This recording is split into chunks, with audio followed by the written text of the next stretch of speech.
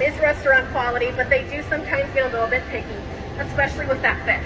We do try to make sure that we accommodate the otters as much as we can based on their preferences, but there may be a piece or every once in a while that we provide to them that for whatever reason, especially Mr. Finn here may decide, I don't like the look of that piece and he's not going to eat it.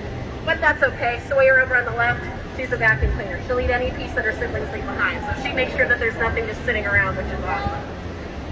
With these guys, definitely Mr. Finn here, he is not a fan of fish eggs. So making sure that we don't put any female fish in the mix is very important because we know that those are pieces he's going to reject. So we want to make sure that we're not wasting any of those particular pieces of food. Fish, she's not a fan of, whatever that reason may be. But we do know that she doesn't like her food to eyeball her. She doesn't like the head, so we try not to give those to those guys unless there is a nutritional reason for it. And as I was just saying, there we go, Miss Sawyer just took that piece of food that Thatcher said I don't want, demonstrating that vacuum cleaner that she is. So Mr. Finn over here, of course, is hamming it up, laying on his back here, eating his food. That is a very typical way that these guys will eat their food. A lot of people do sometimes think that these guys are sea otters, which also are a type of animal that do like to lay on their backs and eat their food as well.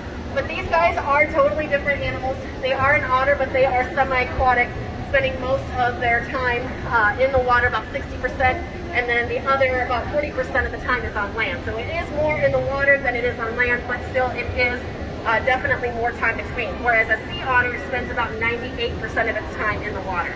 So definitely very, very different animals in their lifestyles. Because these animals are ones that do get to spend time in the water and on land, they do have some adaptations. If you look really carefully at their feet, you can definitely see Mr. Finn here. He's got a lot of webbing between those toes, and that's going to help him not only to be able to swim very